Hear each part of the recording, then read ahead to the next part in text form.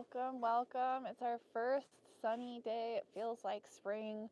March 1st, only 3 weeks until we're officially into spring, but I just can't wait. So, we are going to get started on transplanting today and soak up and enjoy this sunshine. So, I am very excited because Cat Lady is here visiting. Hello! Yay! She flew in to Seattle last weekend. Grab the computer so I can see the chat. Awesome.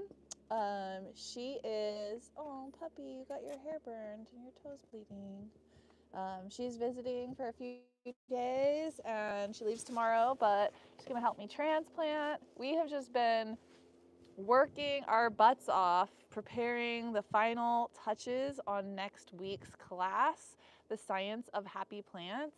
I have written like 100-page ebook, and that's before all the photos and shit, so I'm sure it's going to be over 100 pages by the time we put the finishing touches on it. But this class, I'm like just so excited for it. We're breaking down nutrient uptake, assimilation, what nutrients plants even need. We're going over all 18 plant minerals, how they're taken up, how they move through soil, water, the plant, then teaching you how to identify nutrient toxicities and deficiencies. There's a little checklist I go through whenever anybody asks me, hey, look at my leaves, I've got a problem, what's going wrong? I'm going to go through that checklist to give you the tools so you can figure out any diagnosis of any problem. It's going to be a great class. I mean, there's so much more than just that. We're talking phytohormones, chemical signaling, what happens when there's pests and your plant is unhappy. So if you're interested in attending next Saturday at Mighty Hydro, March 8th in sunny San Diego, and then the end of the month we'll be in Virginia in Richmond, March 30th. So tune in, check it out. My website, queenofthesungrown.com, happyplantorganics.com. The information is available there, and you can grab your tickets. See Seedsman for Yeah. the Blaze seeds. Oh, yes. So, also, March 1st, this is the kickoff of our new season of Blaze, everybody. So, if you guys were like, following along last year and you listened to Sungrown Stories, if you haven't listened to the episodes yet, go over there, listen to Sungrown Stories podcast. We're kicking off a new season next week, and it's all about Blaze, right? So Blaze is botanical latitude and zone evaluation. This is our citizen science project where we're tracking genetics being grown outdoors across the country. So we are tracking things like, when really the important thing in my opinion is when they go into flower so that we can have this information to create growing zones outdoor for different genetics and strains. Right now, there really isn't a ton of information on when to start seeds for cannabis. So like these onion seeds, I know to start them 8 weeks before my last frost for my zone. And then when you get into cannabis, where it's a photoperiod plant, that flowering time is going to change according to your latitude, because the farther you get away from the equator, the more light you have and the more light difference and change you have. So it's going to be, it's amazing. I'm so excited. So sign up. Also, you can find that information at queenofthesungrown.com or Seedsman. They are sponsoring this Grow Along science project. So you got to buy your seeds, which we're doing purple Oreos and strawberry banana grape. And then they're donating a portion, like 50% of the profits, to us, to the Blaze project, to fund things like software, our time, data analysis, prizes for people at the end. Everyone who completed last year got an awesome shirt that Cat Lady made and swag from MJ BizCon. And so also we're having a bunch of prizes for all of the students at the classes too. Like if you haven't checked out my Instagram, I'm doing a giveaway right now for a free ticket and a swag bag with brands like My Immunity, Happy Plant Organics, Bigfoot Mycorrhiza's got some samples in there, SD Microbes, compost, and then a bunch more like the Stash Blend, Bud Trainer stuff, Grow World Ag, Grassroots Living Soil Pots, what else? I feel like I'm missing something. Seedsman donated awesome canvas or hemp bags too. Oh yeah. So all of your stuff is going to come in the bag. So literally, I tried to get so much free stuff for every student. It's going to be great. But back to Blaze as my chaos mind. We have lots of prizes for Blaze as well. So sign up, buy your seeds, sign up for your account, start answering questions in your survey. And we've got a Discord server for questions. And it's not only about tracking information for creating these outdoor growing zones, but it's about creating a community of like-minded outdoor growers, because we're seeing every fucking year people are allowed to grow outside now, which we've been forced in our basements, in our garages, hiding our beautiful, amazing plants. And now we can let them, reach their leaves to the sky, pray to the sun, and be a part of nature like they were intended to be. So sign up for Blaze, and we're gonna just do some transplanting right now. So let's just get started. What I have done here is started these onion seeds. So each tray is a different variety of onions, and we went ahead and filled the solo cups, which this is the third year that these solo cups have been used, so don't judge me. Filled them with a recycled potting mix from an indoor grow like a year ago.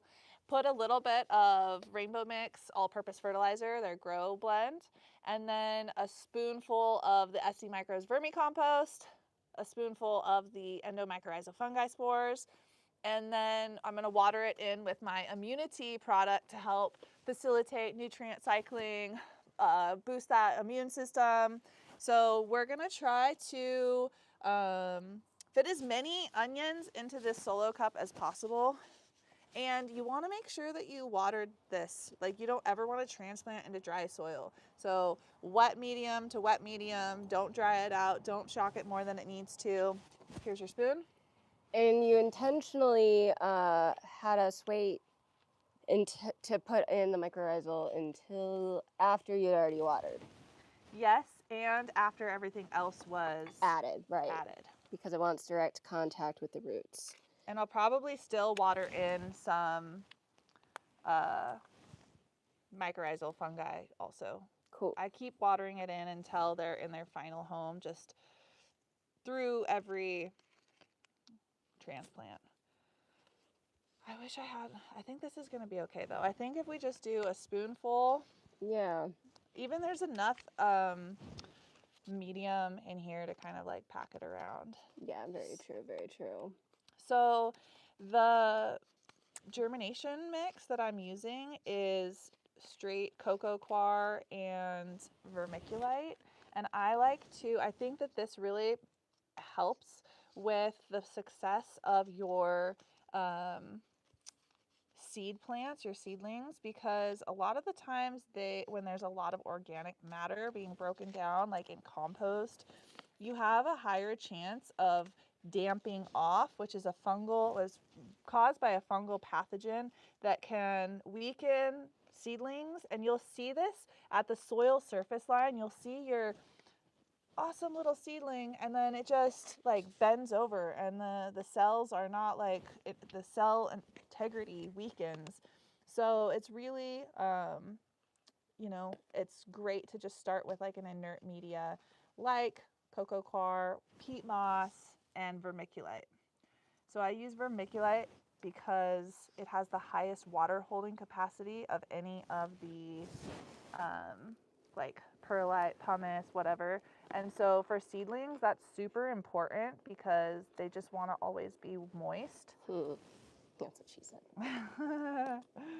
Oh my gosh. Okay, I don't get it. No one, the rosin video. So if you guys haven't checked out my rosin series, thank you for all of you who did. 20,000 views on the one I posted like 3 weeks ago is just amazing. That's my best YouTube video yet. So appreciate the love, y'all. But no one caught the "that's what she said" joke in there. And I was like, damn. Or did we just not comment on it? Maybe. Did you see it? I was going to say, I feel like we did, but I don't want to say for like 100% because we were washing while watching it. so I couldn't actively comment. And Steven was actually the one who put it on. We were like in between runs, and I was like, oh yeah, perfect timing. But because the other one came out during Strain Live Monday, I haven't watched the most recent one because now I'm here. Yeah. But I need to before now going home and pressing what we watched. Oh, perfect. Yeah, the last video It's is all the press. Exactly. So it's timed with what I'm perfect. doing. That's amazing. So AJ, my buddy that I wash hash with, he's like, I don't think that one's gonna make it. But do you want to save ones that got broken for eating, or see what happens? Because it'll probably root. Yeah, throw it in. Okay. See what happens. Because I don't think I'm gonna eat that little onion. I'm gonna say chop it up as chives. Yeah. What up to those in? Oh, I see. I haven't seen new comments because I put my headphones away after confirming the audio was okay. We actually didn't hear any of the background noise, theoretically. Okay, cool. So he's like, when he's microplaning the bubble hash, preparing it before, we let the chunk of bubble hash and then he's microplaning it. He's like, you want a nice, I like it nice and long. And then he doesn't even miss a beat. He's like, well, actually, she likes it nice and long. Okay, no. I think I feel like I remember that now. Oh, God, I was dying. I'm like, AJ, you're hilarious. And I made a little thought bubble above it that said, that's what she said. And no one commented on it. I was like, wow, are you guys all not nasty mind like me? No. Mind of a 12-year-old, absolutely. Oh my gosh, yeah, my sense of humor is like a 12-year-old boy. Fart jokes, and that's what she said. Oh yeah, this is working out a little, like, about how I expected it to. Normally for seeds, I start them in a soil blocker so that I don't have to do this whole like MacGyver with my spoon and just taking the seedlings out. But because I had planted 400 onion seeds here, it really just didn't make sense for me to use the soil blocker because, I guess I could have done a bunch of seeds in each, block, but whatever, it is what it is. I did it like this because you can plant onion seeds like a 1/4 inch deep and a 1/4 inch apart from each other. So, okay. Come on, get those roots in there. And my goal this next year, besides growing more weed and rosin, is to grow 50% of our food at home, produce it, meat and veggies, and hopefully fruit. I've got, if you've checked out my How to Plan Your Garden with ChatGPT video, that is a super useful tool for planning out how many of each plant you need, and doing the math for you on spacing and things like if you need to have 2 plants for it to fruit. Yes, all of the different data. I even have an article with the prompts that I use so that you can refine it, because remember, ChatGPT is not a human. It is an idiot sometimes, and it needs to be told exactly what you want and like the context of things. So it's just like a good tool for like creating a lot of information that you already have and putting it into a nice format. Don't trust it with things that you don't know already, because it will just tell you whatever. Fact check that, jam. All right, I don't know if we're going to be able to fit them all in. I think I need to put more in each cup than what I've been doing. Okay. Because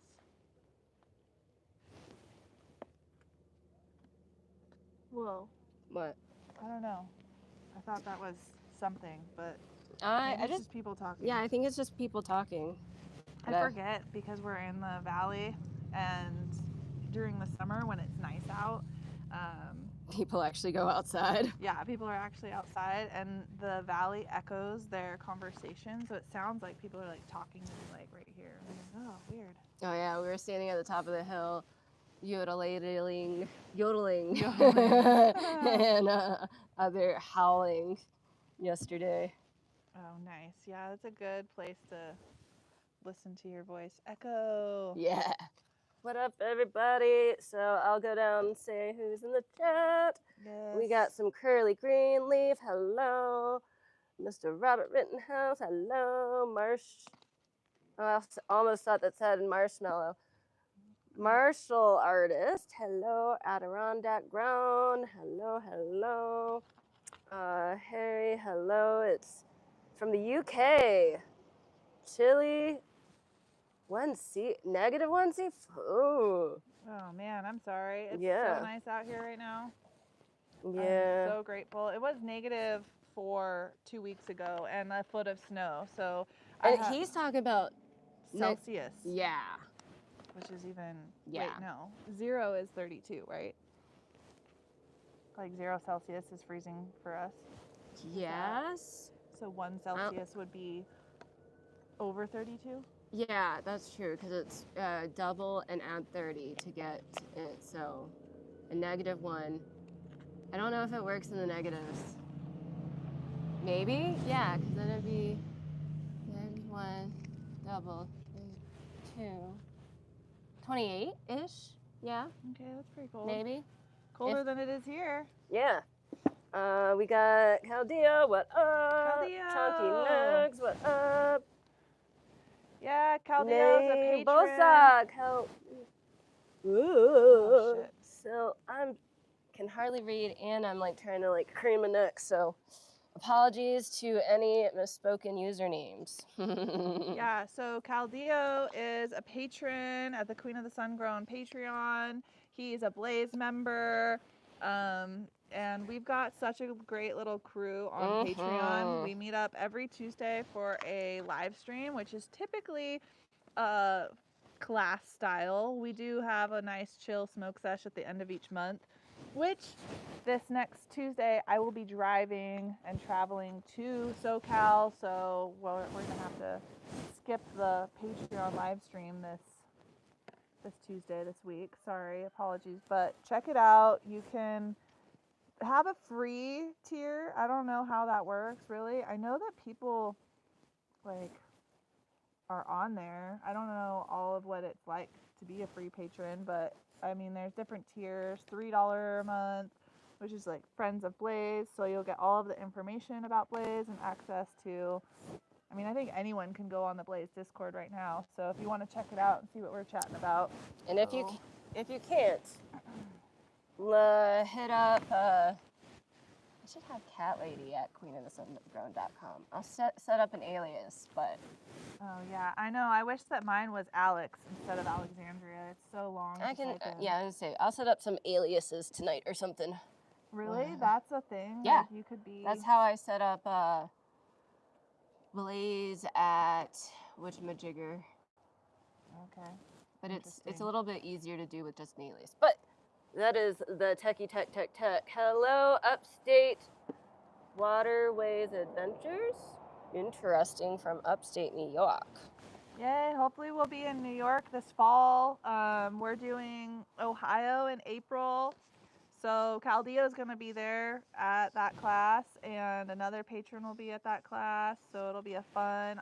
We're gonna go to, I always call it Cedar Rapids, but I think it's Cedar Point, the day after the class. So the class is in Cedar Point or Cedar Rapids, whatever. Is Cedar Point the amusement park, right? Yes. Okay. Oh, in Toledo. Yes. Okay. Holy Toledo. I'm so excited for that. I love roller coasters, you guys, and it'll be fun. Don't ask me smart questions there. I'm going to get super high and just ride roller coasters, and it'll be fun. Come hang out with me. Come to the class. You'll get the swag bag, and then roller coaster ride. So that'll probably be April 26th, the week after 420, but we'll see. It hasn't been officially on the books yet, and I am planning all of my freaking garden. Like, I'm gonna have so many plants to take care of that True. I was just thinking, I was like, damn. Well, I don't have plans on 420 now because my hubs is going to be at a bachelor party in Denver. We should do something. But then I'm like, oh, yeah, I got gardening plans because we're going to be traveling. Yeah. Gardens, gardens. It's going to be a really big gardening year. Mm-hmm.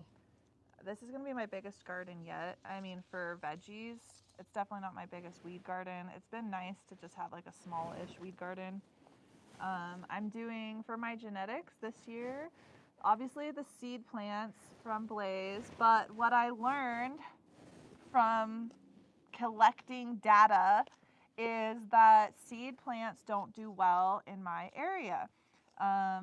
Well, most seed plants don't. I think the fast ones that Seedsman has, and maybe some things like blueberry muffin might do well, fast flowering.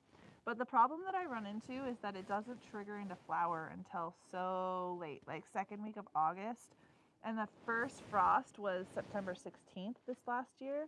So I really just didn't have that optimal environment for my plant to really bulk and throw down. I mean, I got some big chunky nugs, but it could have done. Some of the plants, the seed plants did not do well. I didn't actually harvest any flower from seed plants. That all went to fresh frozen. And the plants that I got good nugs were clones. So this next year, I'm going to do a bunch of clones, which I'm not sure what flavors. I've got a friend in NorCal who's going to give me 50 clones of his best genetics. I mean, allegedly 50 clones. And he Hey, is, it's not, it's just temp until it yeah, goes into flower. yeah, I mean, clones are the same plant, literally. So that's how I get around that one. That's how I excuse myself. It's not like anybody's coming out here and counting my Oh, plants. you're talking about count. Yeah. For people with plant count. Yeah. Virginia, but at least we got that. Yeah, we've got, our plant count is 15. Didn't, or was it going to the Senate next that Washington was upping or allowing for home grow without medical? Yes. Or trying to? Trying to. They've introduced it every year and it has never passed. All right. And they want some silly, stupid shit like cannabis waste would be considered a hazardous waste like it is in the medical. Oh no, my onion. Oh. And so you Yeah. have to. That's what it was. Because Matt on Strange Show was talking about that on Monday. Yeah, you have to weigh it. Or was it Nick, technically? And, yeah, weigh your waste and track and trace. Fucking metric. Fuck you, metric. I don't give a shit. You're the fucking. Denver's that way too, I think. For home grow? Oh. No. That's what I'm saying. They want to do some That crazy shit for home grow. Oh my god. Okay. I didn't fully register the implications of. Yeah. No, that's bullshit. Let me compost my waste. Yeah, right? That's like, what the fuck? You're gonna make Don't take my shit. And then you just get like, why do you want the government involved in your garden for home grow? That just seems so crazy. So I'm not stoked on that bill. And we've got our medical, like whatever. Just keep on doing medical. But it's a Class C felony for home grow still in the state of Washington, even though they're making millions of dollars every year on this plant. They can still charge you with a felony for growing your own medicine. They want to buy it, make you buy it from them, which is just a perfect example of the corruption of our government here in America and why we need to see some change. And something that I've been talking a lot about is starting a revolution in the garden, because they cannot control what you grow. They can try, sure. I was gonna say allegedly. You know, but like you can grow your own food. You can grow your own medicine, and we've been doing it for years. Even with prohibition, there's been plenty of people who don't give a fuck and are going to keep on doing their thing. And that's the movement of the revolution, is being a sovereign individual, not relying on the government to help you, to feed you, to give you medicine. I just did an interview on I don't even know what the day of the week was. Friday? Yeah. With Tom, from the founder of Seedsman, and Great guy. we were talking about epideliacs, which we also talked about with Flower Farm in Queen's Corner Patreon. Remind me what that word means. That is the medicine for epilepsy that the federal government has, or I don't know if it's the federal government, but some government has a patent on it. Yep. And it costs over $30,000 a year for your prescription for epilepsy in children. Are you fucking kidding me? Like, you want to make money off of sick, epileptic kids? Like, tell me that the government isn't the most corrupt mafia of, like, that's it right there. You want to talk about illegal shit? Like, that should be illegal, not growing marijuana. Yep. So, yeah, plant the seeds, start the revolution in your garden, and start doing your own research and finding out about why things are the way they are. Like with cannabis, it's because DuPont wanted to have money, and he had friends like Henry Anslinger, and so it's like it all goes back to knowledge is power. Knowledge is power. So learn how to grow your own food and medicine, and learn how to teach yourself stuff. Yeah, ask me any questions. I love learning, so I'm always pushing myself every year. And that's the great thing about the Patreon is that I'm learning new things all the time, because that's just how I like to live, and then I get to share it with my patrons, and it's a really fun, great community. All right, I think I'm gonna fit. I need a couple more. I was a little distracted, but I'm getting there. Let's see here. Let's talk about this fertilizer that I'm using. So it's not in existence anymore. I mean, I was wondering. It exists here, but they do not sell it anymore. They do not sell it anymore. And it is I know, I was pretty bummed out. They just did not do well after COVID and all of the issues that a lot of businesses did not do well with COVID. Yeah. I hope that these transplant okay, because I've been a little rough with them. Me too. Oh God, I hope that you live. But that's why I started 400, and I only need as the 150. So as long as 150. Yeah, and it's honestly, once they get a little bigger, when you get back, you can thin them out for whatever didn't survive. Yeah. Go. I always try and remind myself when, I guess, doing seeds and getting down to the thinning phase, what is his, the grow tent, I think it is. He would say Sparta. Just remember, only the strongest survive, and remember that with your plants. Don't try and baby them, just start a new seed, if you can, sometimes. Yeah, I always I never thin out my carrots enough. I want to grow carrots this year. I've not been successful yet, mostly out of user error. I haven't grown them here, so we'll see. I need to get some water. Oh, I have some. Little sprinkle. So some of these are already sad, and I know that I ripped some of their roots, so sorry, onions. It smells good. It smells like onions and nutrients, which this nutrient I was talking about, or rainbow mix, earth juice nutrients, I really like it because it uses bone meal and rock phosphate for the phosphorus source. And you guys know I've been talking. Will you hand me a few more cups? About bat guano and seabird guano, and how it's not environmentally sustainable. And so this is a great alternative, especially when you combine it. Oh, there's a long root. Crazy. I'm gonna say they want to see us one up and close and personal. They want to see what? One up close and personal. Okay, yeah. There we go. Get one. Show them the onions. Onions. Onions store really well. So I got a sweet onion, 2 sweet onion varieties, a spicy onion variety, a red onion, and a storing onion. So they should last really long in my, I have like a basement where I keep my chest freezers, and the goal is to kind of treat that as my root cellar.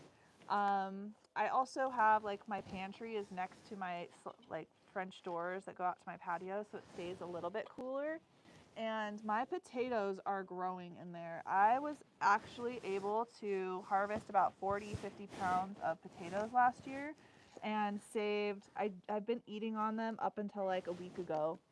And now they are sprouting and ready to be planted. And so I am going to plant the potatoes with the pot plants. They did really well. So the Blaze seedlings are going to be surrounded by purple and red potatoes that I grew last year. And now I'll make a video if you guys are interested in growing your own food. Like if you grow weed, you should be growing your own food. And I just did an article on Patreon. It is going to be on Seedsman as well, about maximizing buds. That one's got too long of, maybe I can fit more. So I'm just going to end it there, whatever.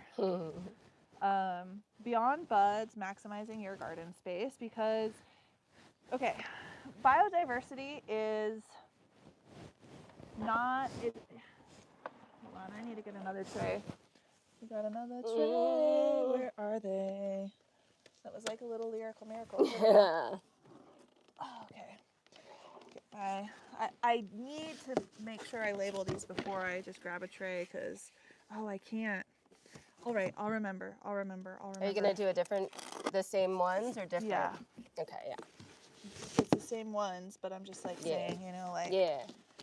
And then this But tray also so is, that I don't switch it up on you, because that's also likely. But label, yeah. but my phone is being used, so that's okay. All right, I'm going to move these down. Oh, onto the ground. Look at that. Beautiful. Woo! And what a nice day. They're happy. They're getting sunshine out of those freaking LED artificial light. I would die if I had to live under artificial light. And you know what? Most Americans do. They spend 90% of their time inside. That is just sad. That's like the saddest thing I've ever heard. Go outside, get your hands dirty, grow some more plants. If you can't grow weed outside, grow some food, because food is medicine. Literally everything that you eat becomes you. It's the building blocks of your existence.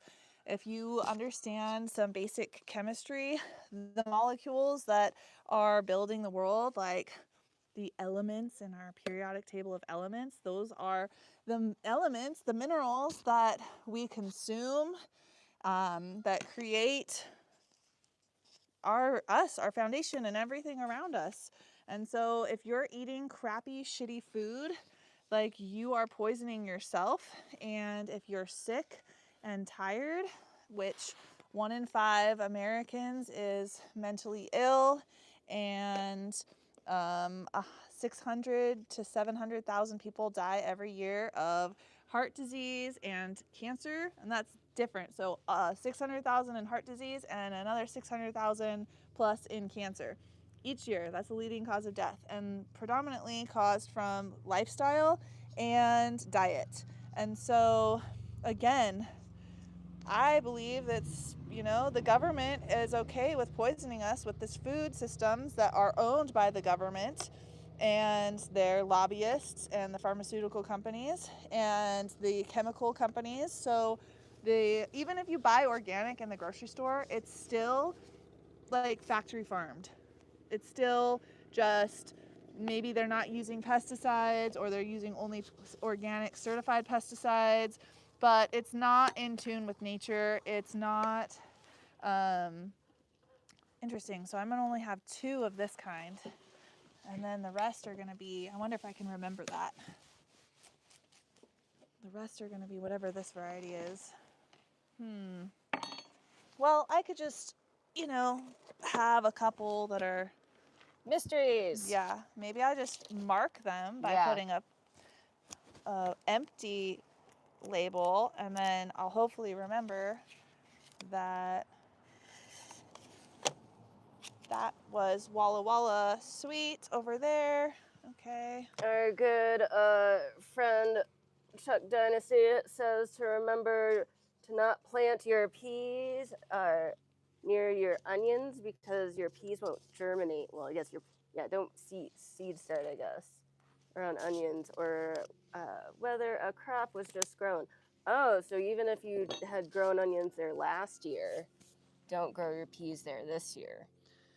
Interesting. I am not growing my onions anywhere near my peas. I'm going to do my peas trellised, and I'm going to do cattle panels between my raised beds for the pea trellising. I honestly don't eat a lot of peas, so it's not going to be like I'm going to do some snap peas and maybe some English shelling peas, because I do like a couple of, what is that one dish? Like shepherd's pie. Oh, is that you? I never realized you need a specific kind of pea for that, but I also am one of those. I use the idea of shepherd's pie when I make a shepherd's pie, not a recipe, because it's not gonna have meat anyways. Yeah, there you go. I mean, I don't know if it's a specific type of pea for it. I just usually buy that kind. Okay, good to know. So, And then I was thinking I'd really like to grow some beans this year. I just don't know how they'll do in this area. Like, not fucking green beans. I'm sick of green beans. I hate green beans. The only time I like to eat green beans is in my Bloody Mary pickled.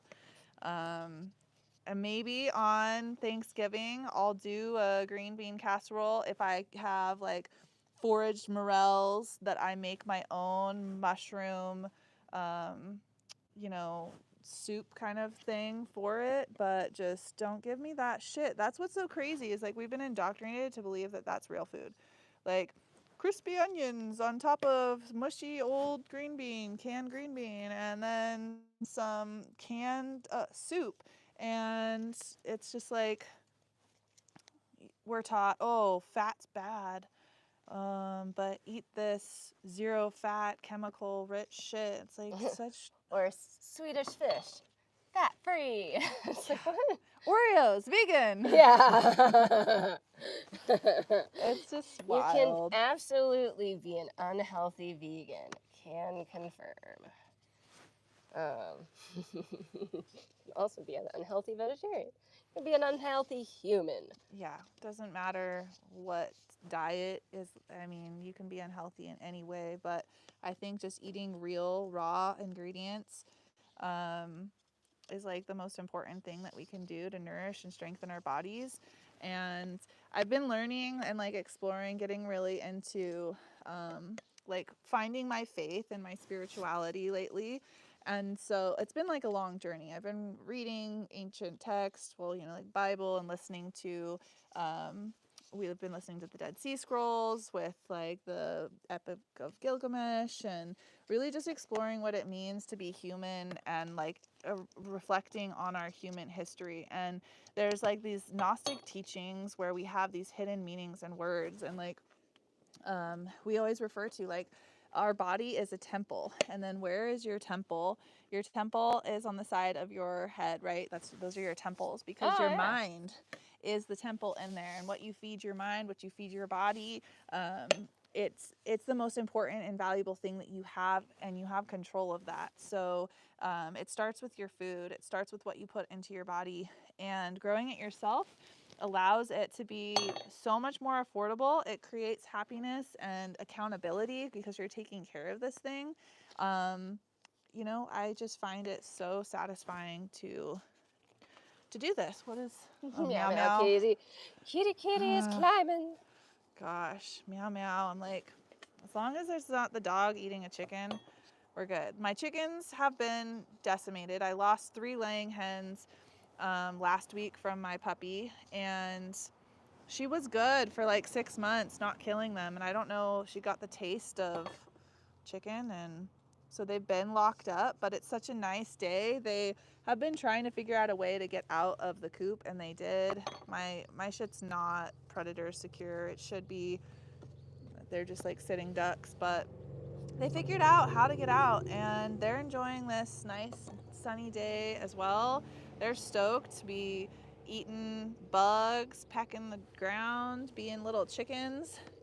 And I got an egg incubator, and so we're gonna hatch some of the eggs when we get back from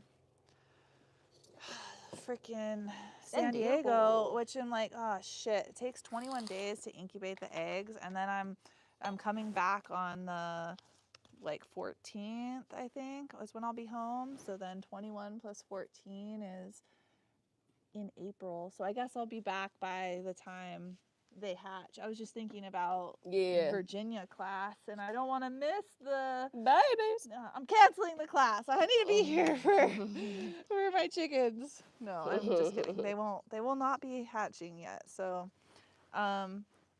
these are just a little home backyard breed. I've got 2 roosters, so we'll see what they're. One of them is a Buff Orpington and the other is a Barred Rock. Both of them are considered dual breed because they have a slightly larger breast than some of the other smaller chickens. They're mostly layers though, but I'm gonna have to get used to killing them because if I hatch my own chicks, then I'm gonna have 50% of them are gonna be roosters. So I need to figure out how to kill the chickens. Like, I just do it. I just want someone to do it with me, and then I feel like I'll be comfortable and confident. But the first time doing it, I'm nervous to kill it. The only thing I've really ever killed are snakes, fish, and one time sometimes, when you're driving, birds will The accidental. like run into you, or like I think I've accidentally run over a possum before on an alley when I was like 18. Nothing Shit happens. significant, like There, deer. I will find that one video of the woman who's like the neighborhood homesteader, and she thought it was useful information to put on the YouTubes. And well, I didn't watch that part of the video. She butchers a chicken and shows her friend who's also raising them, or not. I don't think it was a different kind of fowl, but same idea. Yeah, I'd like to do some quails too. I love quail egg shooters. Man, those are so good with sake, like some tobiko, and ooh, that would be amazing if I could have my own quail egg shooters. And then we're doing a pig pen, so we'll have pigs this year, and hopefully we'll see. I'm not sure if I want to take on, like, typically they say, you know, when you're homesteading, you can get excited and overzealous and try to do a bunch of different things. And for me, especially with living creatures, you don't want to neglect them or not have the proper setup. So like bringing on one new animal a year is kind of like my That's a good rule. Yeah, and I do want to get a new puppy again because I need a pit bull. I've realized that I'm not really a dog person. I'm just a pit bull person, and since Huck died, a piece of my heart has been missing. So Yeah, we're gonna need to get a little pit bull. I can't have a pot farm without a pit bull guarding my pot garden in the summer. It's like, what? I need to be that stereotypical person. And things I didn't even realize I was going into stereotype on wanting a pit bull also. right.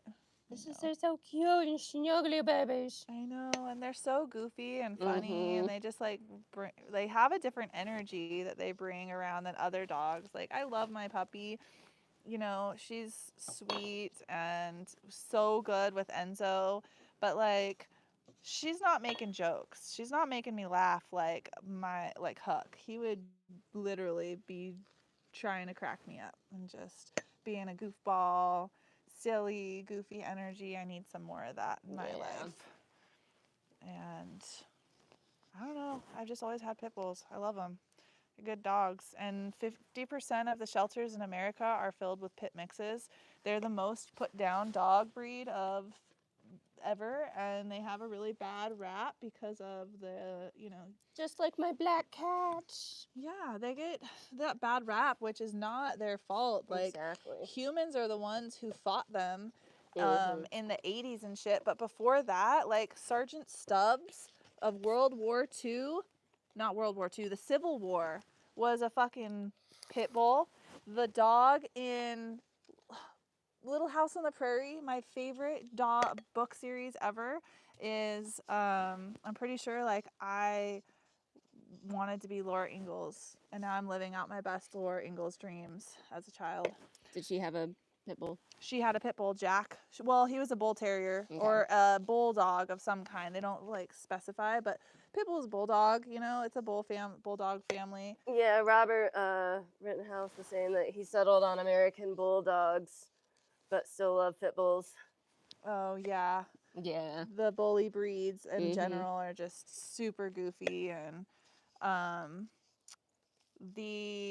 who else? Oh, the nanny dog in Peter Pan was originally a pit bull. They're really good with kids. They're really good at guarding things. They're very devoted, and they have a super high pain tolerance, so they will fight to the death for you, and that's why they make good fighting dogs, because they will do anything to make their owners proud, and they have like no like absolute crazy pain tolerance. Wow, this is a long one. Especially for being such a well, I guess it's pretty big on top still, but yeah, I should have transplanted these a week ago. Shit. Oh well. You know what? I've been busy. yeah, girl. You wrote how many pages? How many pages did you write 95 pages yesterday and this morning. Yeah. I woke up at 4:30 and I was like, I'm going to get this done. Yesterday, I only wrote 28 pages, but it was like the flow, trying to figure out how this book was going to be like. And if you wrote it in order, it was those first 20-something pages are like about all the nutrients. So that's thick. Yeah. Yeah. You wrote the real dense stuff yesterday. Yeah, and then luckily, like I write a lot, so a lot of it was already written, like the material, and I just went through and took things that I wanted from different various articles and then edited it and changed it to, like I have more articles. I didn't even use all my articles on the nutrient. I was like, I could get crazy, but I'm already 28 pages in and haven't even left the nutrient section. Like I have articles on every single nutrient individually, like calcium, sulfur. I even have an article on sulfate minerals, not just sulfur in itself, but sulfate minerals. Because remember that guy? Who was that drops of balance guy that, like, I don't know if you're tricking me or if this is a real thing. I mean, Holt from Organic Shield seems to think it's real, but I think what it came down to is like, well, there's another long. If you grow organically, it seemed like it seemed like it was better for indoors and outdoors. Like you don't need it outdoors. Yeah. But I don't remember. Yeah. I don't fully remember. I don't know. I don't like products. I mean, I do like products, but not products like, oh, you need to use this. Yeah. You know, it's like, man. Except for immunity and Yalka. Yeah. Get that shit. Buy that. Help a sister out. If you're watching this right now, I'm going to do a code free tea, and you can get your own sample of the immunity, the 4 ounce. Go on to happyplantorganics.com, use code free tea, and grab some of your immunity. Let's do a little splurge on what immunity is and why I use it in every single fucking garden. I'm watering in my plants with immunity. So, as you may have guessed from the name, immunity boosts your plant's immune system. Now, plants don't have the traditional immune system like, humans. They don't got white blood cells, but they do use plant hormones to chemically signal when things are happening to them. And so they have ways of communicating with other organisms and other plants in the garden. And so even like microorganisms, right? They communicate to protect themselves from outside stress. And so they do this by utilizing, like I said, plant hormones, microbes, terpenes, flavonoids.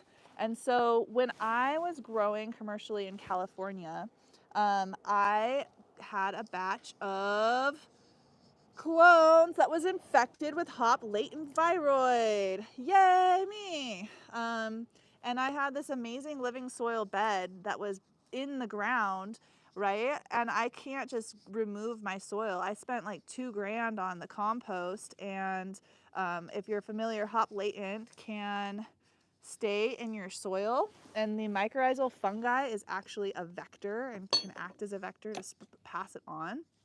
And so instead of being like, well, shit, I got this and this is what my life is, whatever, I researched and I looked into how plants handle viruses and viroids and like the system. So this is like kind of going in line with this science of happy plants, is really just understanding how plants work with the world, from their food and their nutrients to the hormones in their body to the outside environment, from humidity, temperature, light stress, pest pressure. All of this influences the health of our plants.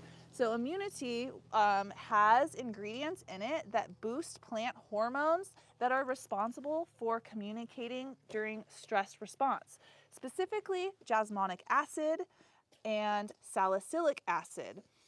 There's also gibberellins, cytokines, other various plant hormones in there as well. But those are the heavy hitters for immunity. And so we can increase salicylic acid in our plants with things like aloe. So there's some aloe in there, which I got direct from the farm in Mexico. So fucking cool. There's yucca in there, which has indolacetic acid, which is another plant hormone in the auxin group, which is responsible for cell division, so promoting more growth. It's also a surfactant, so if you don't want the immunity, but you just want yucca, I also have that available because I had to buy 700 pounds of it or something crazy, or 200 pounds of it, some crazy amount of yucca. And so yucca and aloe, those are the two ingredients in there that have the SA and the salicylic acid, sorry. And then the main ingredient really is malted barley flour.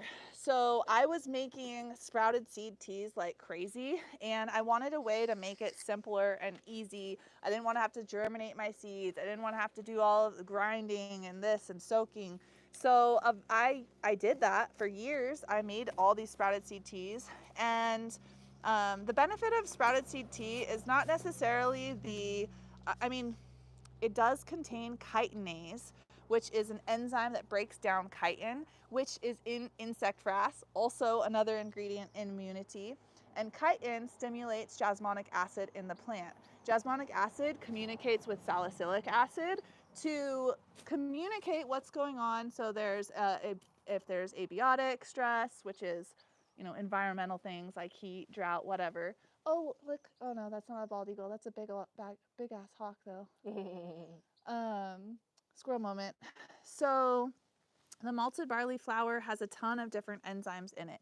Amylase, chitinase, phosphatases. And so it helps break down things like the insect frass or phosphorus in your soil so that you don't have to. The phosphorus is a big one for me because, as you know, I've just been talking about the unsustainability of phosphorus. So how do we limit our fertilizer use, reduce it? We unlock what's already there in our native soil or in our fertilizer, because a lot of the times that phosphorus just needs to be unlocked. And so the malted barley helps unlock it, reducing your reliance on adding more fertilizers.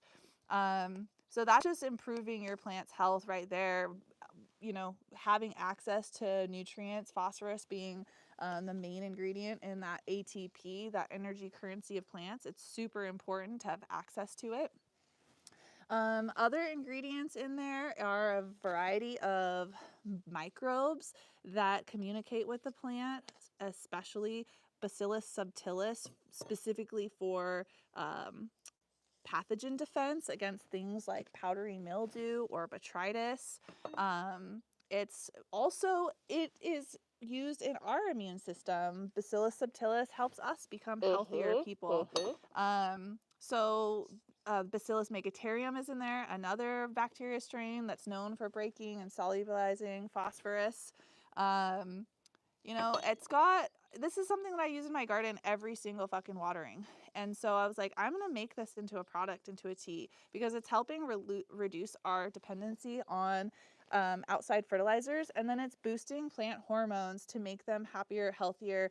And also those microbes are helping with the immune system and, like I said, the fertilizer. So it's got all kinds of things in there. Am I missing anything? No. Biochar, humate, freaking kelp also. Man, I forgot those things. So biochar, I'm adding in there a water-soluble micronized biochar. This is just increasing the organic matter, the carbon in your soil. Now, biochar is super porous, so microbes really like to use it as like a little hotel. It's also great for storing nutrients, right, in a solution. So when you water, it fills the porous material of the biochar.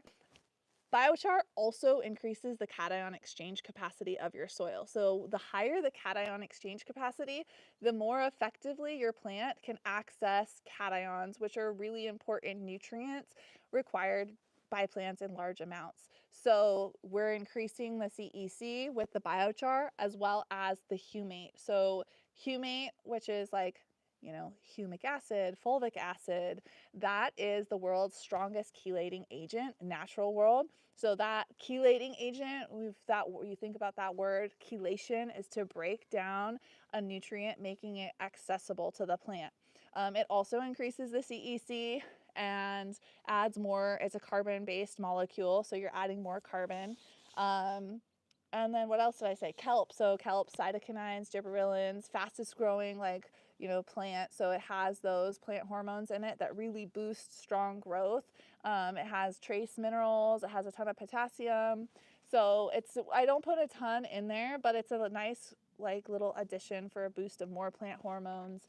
And the yucca also acts as a food source because it is a saponin and a polysaccharide, I believe. So it feeds the bacteria because it's a sugar.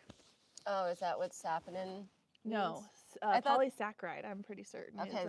Saponin is the foaming. Yeah. Okay, cool. Because I thought it did two things. Yep. I knew it was a surfactant, but. Well, and then it also has the IAA in it, which is indole acetic acid. Right. So I have an article on all of the magic of yucca.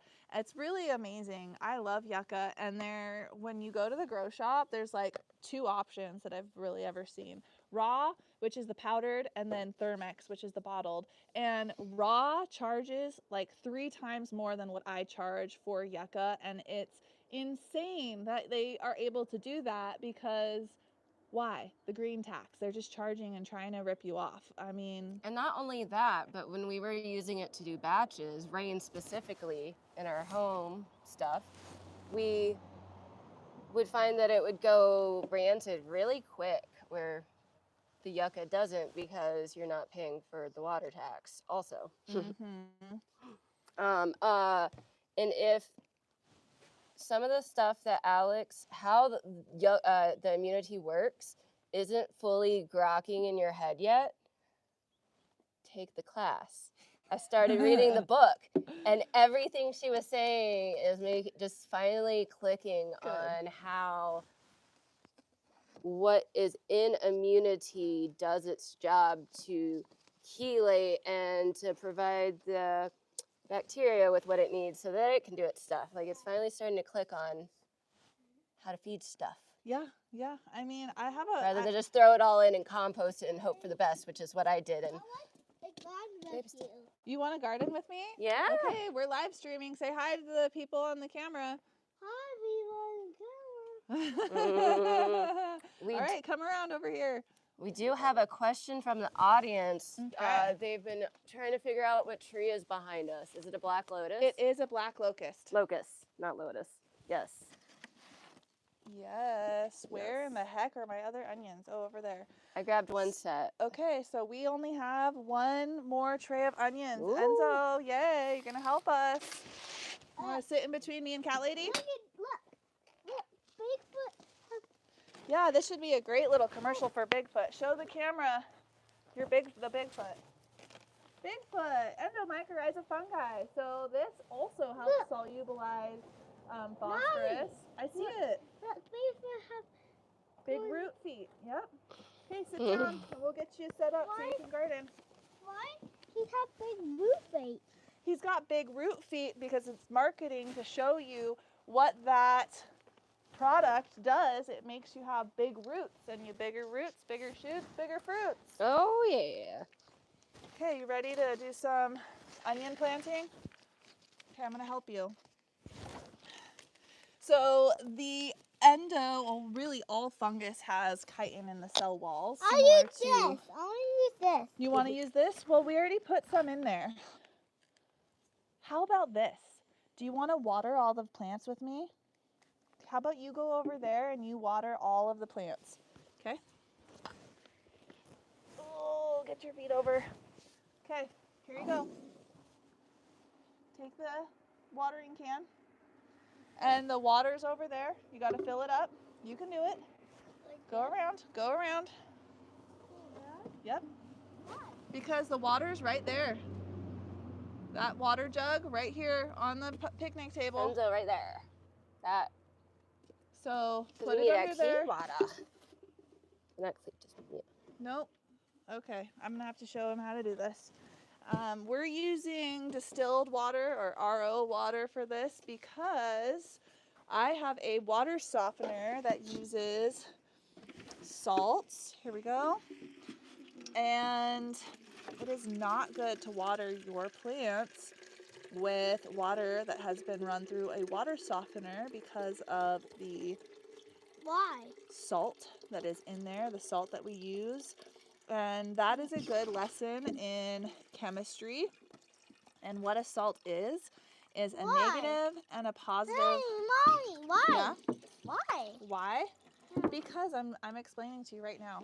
I'm telling you why they use salt. Here, water over here. What? Okay, water all of those and just do a little bit in each cup. So when you think about salts, we always talk about salts being synthetic, but really a salt is just an anion and a cation bound together in an ionic bond. So anion being negative, cation being positive. Yes.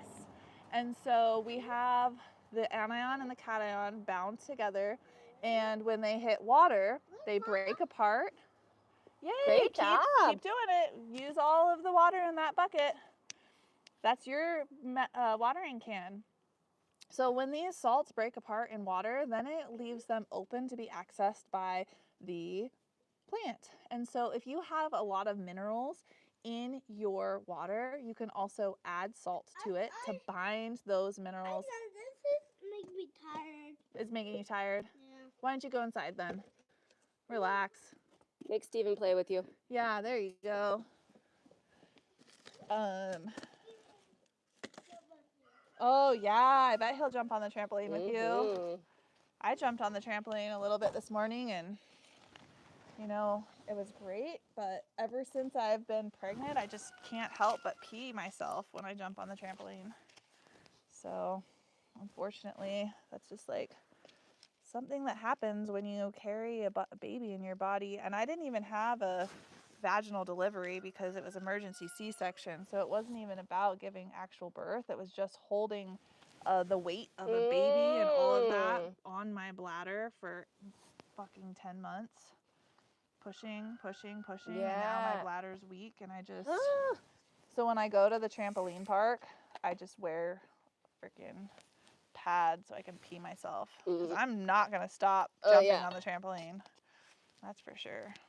Whatever. I've heard pelvic floor exercises can help with that, but Yes. I don't know. Which I've tried. I was gonna say, it sounds different. Like, I assumed it was for vaginal births rather than C-section. So it's just, I don't know.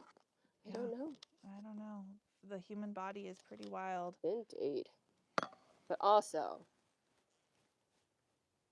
sorry. I always go on to the suppositories. How's that gonna help me from peeing my pants? It's not. I forget why it came into my head, but because it could help pregnant women who deliver vaginally. But that's not you, so, or that wasn't you. No.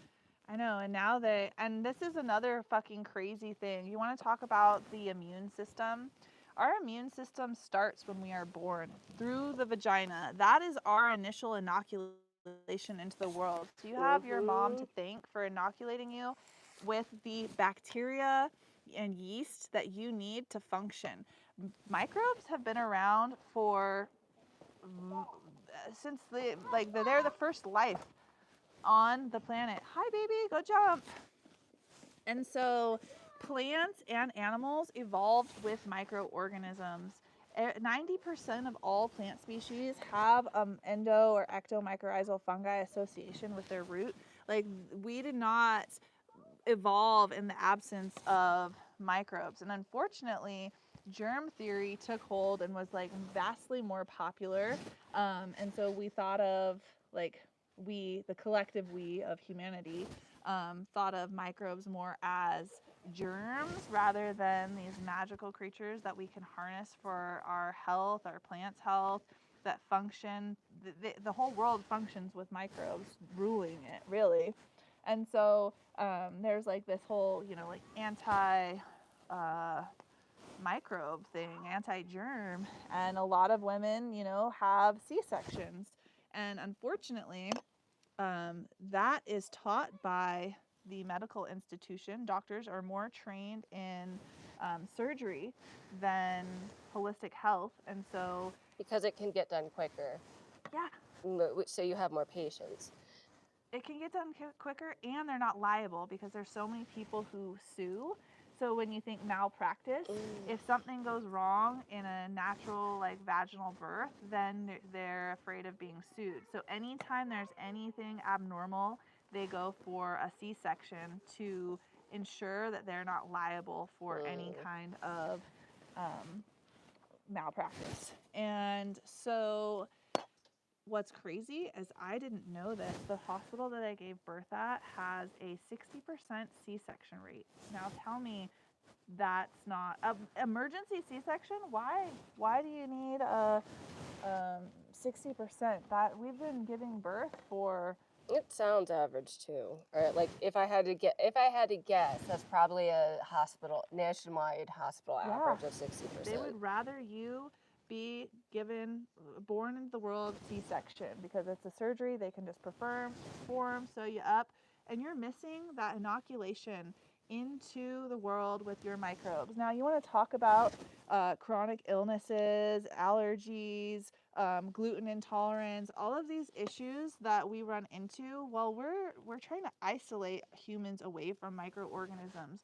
And I think that a lot of the health issues we're going to learn are from this lack of microbial diversity and sterilization. Even formula fed babies. There's so many people who say they can't breastfeed, and I'm like, why? I was gonna say with everything, I have friends who two friends actually who delivered within a month of each other, who both wanted to deliver vaginally, and it just, after over 24 hours of trying, they had to. So it's just like there's always going to be use cases on both sides. Just like maternal death rates dropped when surgeons who were delivering the babies were required to wash their hands rather than going from an autopsy into delivering a baby. So it's understanding the holistic situation of when bacteria and fungi are fucking amazing, and when we should wash our hands after getting eggs from the chicken coop. Yeah. Delicate balance of the natural world. It's interesting. It is. And, you know, we have the highest death rate of women, mothers, maternal death rate in the world or in developing countries. Not surprised. And Good clump. there's some other crazy statistics that my brain's. Yeah, it's just not a good place to give birth. No. Oh, Here. and not supported Why either. people don't breastfeed. So a lot of people will be like, oh, I couldn't, you know, they wouldn't latch or this or that.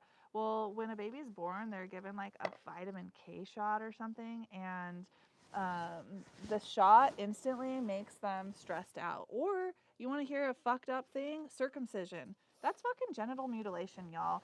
We are brainwashed by like, I don't know who, I'm not going to say the name because then this is going to get removed from YouTube, but who is known for circumcision. It's a sign to Abrahamic God that you are a part of the tribe. That is fucking weird. Why are we all circumcising our, there's like no reason to be doing that. And so imagine you're a little baby and they don't give any anesthesia. They don't do like anything. They just cut the fucking tip of the penis, remove the skin right away when you're just born. That's your entrance into the world. They say, oh, they're not going to remember it. Fuck, your body remembers that. You know what I mean? You're recovering, you're stressed out. So I think a lot of the lack of breastfeeding, like, oh, the baby isn't latching, is frustration and a woman being exhausted and the doctors saying, okay, just do the formula. It's okay, just do the formula. Well, that colostrum is meant, there's a reason that we have produced colostrum. The colostrum and the breast milk is full of cannabinoids. That is your inoculation into cannabis, into cannabinoids, into your body, and we start out with our system deregulated when we're not breastfeeding. It's, talk about holistic, like, it's fucking crazy, man. The more you learn, the more you get fucking disgusted and saddened by the world, honestly. We got any comments, questions? Meow meow, get out of here. Get out of here. Meow meow. Go. Meow meow meow meow meow. The chicken sounded like a laugh. Puppies. This is a wholesome little live stream, y'all. Got almost a perfect amount. I wonder if we'll have enough to do some of the Brussels sprouts, or Maybe. I think we're gonna go though after this so we can get to town, watch the sunset at Riverfront Park. If you guys are ever in Spokane, hit me up. I would love to connect. I actually connected this past week with a fellow grow me from Maryland, and he's moving to Spokane in a couple of years. Yeah. And I do have my real estate license. I don't practice real estate because I fucking hate realtors. No offense if you're a realtor on here, but that's just not my jam, having to talk to people and be nice to idiots and kiss up and try and make a sale. I got my real estate license to save me some money on buying a house and help my family. My dad builds a house every year. But if you're cool, you smoke weed, you're probably cool. I'll help you out. And I definitely, you know, I was born in Spokane. I didn't live here always. I mostly lived in California, but it was really cool to meet somebody who had found me on Instagram or YouTube and was like, hey, you have your real estate license. Will you help me? And now they're going to be like my friends. I just know it. They came over for dinner. We went out to lunch. We looked at a ton of different houses and properties and showed them all of the different parts of Spokane. It was a really great time. So if that's you and you're cool, reach out to me. If you're going to Yeah. be a pain in my ass, don't. I Yeah. don't need that. All right. We're done. Yay. Yeah. So again, like, subscribe, share. We have a video coming out on Monday that will be posted. And then we'll probably do another live stream while we're in San Diego on Friday night, maybe before the Yeah. show, because I don't get down to San Diego until Friday. We're going to have Crop Circle Genetics at the San Diego show, slinging beans. So if you watched my rosin video, all of that GMOGs is from Crop Circle Genetics. So he's going to have a bunch of seeds there. We're also going to do a giveaway with some of the Blaze seeds so you can participate. And I will have a newsletter going out Monday with a bunch of this information on it. So if you haven't subscribed to my newsletter, go to queenofthesungrown.com. I really rarely try to spam or use it often, like once a month, really. And then I try and update some of my blogs and educational stuff. But opportunities for, we've got the giveaway on Instagram that's going to be starting on Monday or ending on Monday, whatever. It's going on right now. So Oh, yeah. go to it, participate, share, like all of the things, and you'll get a bag full of all of the swag and tickets to the class. This class will not be recorded, but hopefully the one in Virginia will be. So if you can't make it in person, we're going to have some kind of live stream or recorded version available. And then, like I said, Blaze, today is the day, March 1st. Get your seeds, get growing. The revolution starts in the garden. Will you plant the seed? Let's do it. Let's get planting, y'all. And watch the video on Monday. And then if you haven't seen the rosin videos, go over there, watch, like, share them. The last one is the squish video, and it's just, who doesn't like watching? Ooey gooey, pretty golden deliciousness. I need to go smoke, man. I want to take a jab let's of do that. that. We haven't even tried I it. have not tried Let's that. go try Oh, it. yeah. Bye, y'all.